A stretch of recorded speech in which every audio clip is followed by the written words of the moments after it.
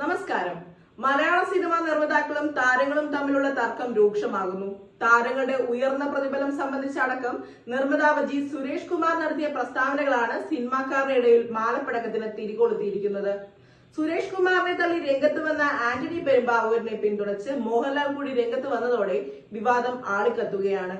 അതിനിടെ പ്രൊഡ്യൂസേഴ്സ് അസോസിയേഷനെയും സുരേഷ് കുമാറിനെയും രൂക്ഷമായി വിമർശിച്ച് നടനും അമ്മ ഭാരവാഹിയുമായ ജയൻ ചേർത്തല രംഗത്തെത്തിയിരിക്കുകയാണ്.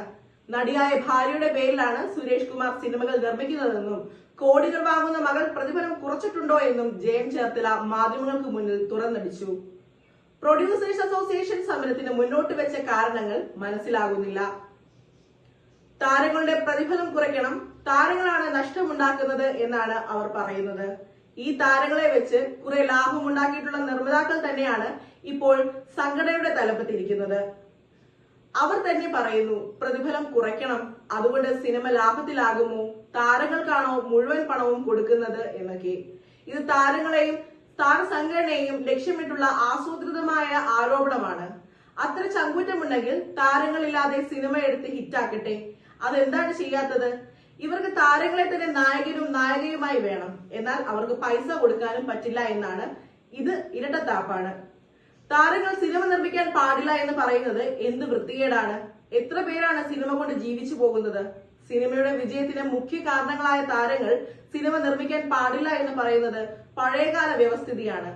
നിങ്ങൾ അടിയാളന്മാരും ഞങ്ങൾ മുതലാളിമാരും എന്നതാണ്. ഇത്തരം അഹങ്കാരമൊന്നും അംഗീകരിച്ചു കൊടുക്കാൻ പറ്റില്ല.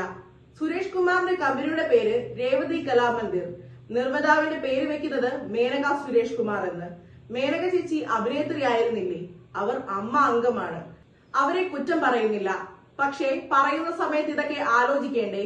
തന്റെ സിനിമാ കമ്പനിയുടെ നിർമ്മാതാവായി പേര് വെക്കുന്നത് മേനക സുരേഷ് കുമാർ എന്നാണ്. അദ്ദേഹത്തിന്റെ മകൾ കോടികൾ വാങ്ങുന്ന നടിയല്ലേ? ഇന്നേ വരെ 1 രൂപ കുറച്ച് വാങ്ങിയതായി നമ്മുടെ അറിവിലുണ്ടോ? ഇതിപ്പോൾ അതിര് കടന്നിരിക്കുകയാണ്.